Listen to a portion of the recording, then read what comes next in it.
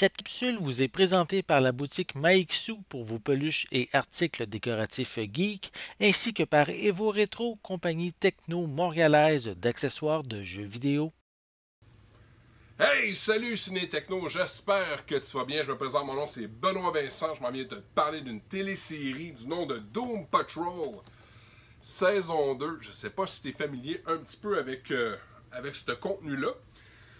Doom Patrol, c'est une télésérie aventure de type super-héros. Alors, je sais pas si tu le sais, moi je triple là-dessus. Doom Patrol, ça fait partie de mon fandom. Je sais pas si tu as vu la télésérie, la première. Si tu as vu la première, I think you'll get a kick out of this. Doom Patrol a eu plusieurs versions différentes au travers les années. Autant que si on remonte dans les années 60, c'était très très classique. Autant que dans les années 90-2000, Doom Patrol avec la série de John Byrne est devenu très très contemporain, très sérieux. Puis aujourd'hui, Doom Patrol nous offre du non censuré. Alors j'aime mieux te le dire, si ton kid il tripe ses téléséries sur des personnages de super-héros puis que Robotman a l'air d'être impressionnant pour ton enfant, abstiens-toi, c'est pas pour lui. OK? Je t'avoue, moi je l'écoutais avec mes enfants, 14 et bientôt 14 ans. Je trouvais que c'était limite par moment. Plus jeune que ça, me serais probablement abstenu de leur faire écouter. Ça sort le 26 janvier 2021, fait que c'est déjà sorti. Sache que la saison 2 contient 9 épisodes de 42 minutes.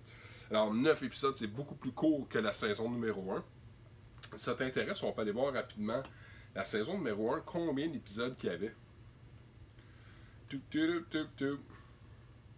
Avec Doom Patrol, je ne sais pas si tu es familier avec les personnages, j'entends parler un peu. Après les personnages, c'est ça qui rend l'attrait aussi intéressant. Fait que la première saison, il y avait 15 épisodes. C'est ce que je pensais, mais je ne voulais pas t'induire en erreur. Fait que c'est 15 épisodes. Le deuxième, c'est 9. Fait que comprends-moi. C'est comme la moitié d'une saison. Ça mérite d'être écouté. Ça mérite d'être vu. Tu peux l'obtenir probablement dans un site de streaming. La version Blu-ray, par contre, demeure intéressante avec des special features. À l'intérieur, il y a un making-of de tout le côté maquillage qui est assez exhaustif au niveau de la télésérie de Doom Patrol. On a aussi une espèce, à tous les années, là, ils montrent, ça s'appelle exactement là, Visit Georgia PSA, fait que l'endroit où est-ce qu'il y a le tournage. Voici pourquoi j'aime Doom Patrol, c'est les personnages. Les personnages sont tellement chaotiques, sont tellement dysfonctionnels, sont tellement anti-héros que tu n'as pas le choix d'être intéressé et d'être attaché. Te souviens-tu de Brendan Fraser?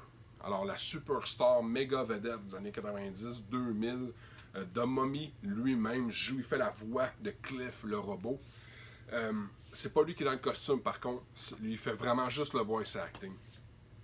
Les autres acteurs, là, c'est April Bowlby, Diana Guerrero, Matt Boner, puis Timothy Dalton. Timothy Dalton qui joue de Chief, qui est en chaise roulante, c'est hallucinant.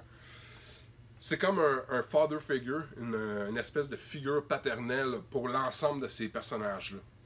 Dans la deuxième saison, on découvre que The Chief a une fille. Cette fille-là possède un mystère effroyable, là, qui peut, encore une fois, venir tout mettre en chaos.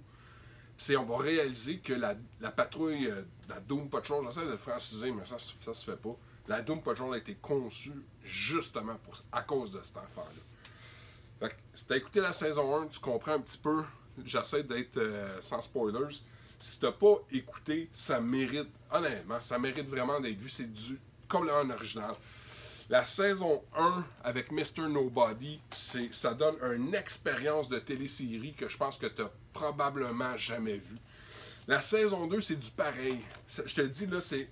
Puis c'est pas. Je veux pas dire que c'est mauvais, là. C'est du pré-mâché, mais ça goûte bon.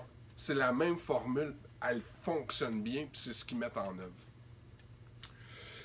C'est nos amis de chez Warner Brothers qui distribuent ça présentement. Blu-ray 1080p, haute définition, seulement de l'anglais, DTS HD 5.1. Il y a seulement une trame sonore anglophone, il y a seulement des sous-titres anglophones aussi. Sur mon article que je vais mettre en ligne sous peu, là, toutes les informations sont là. j'aime Doom Patrol. J'aime Doom Patrol parce qu'il nous sort du conventionnel. Je sais pas si tu as écouté la télésérie Titans, elle est présentement disponible là, sur Netflix. Titans, ça découle de ce même univers-là. Swamp Thing aussi, c'est le même univers. Fait que c'est très caractère gras, c'est très fermé, c'est grossier, violent, c'est à la limite, il y a des scènes où est-ce que c'est gore. Mais tout ça se consomme super bien parce qu'on comprend l'importance de ces personnages-là puis de leur réhabilitation vers un semblant de monde parfait, mais c'est impossible. Jane, qui a 64 personnalités différentes, fait que 64 pouvoirs. Larry, qui est habité par une deuxième personne.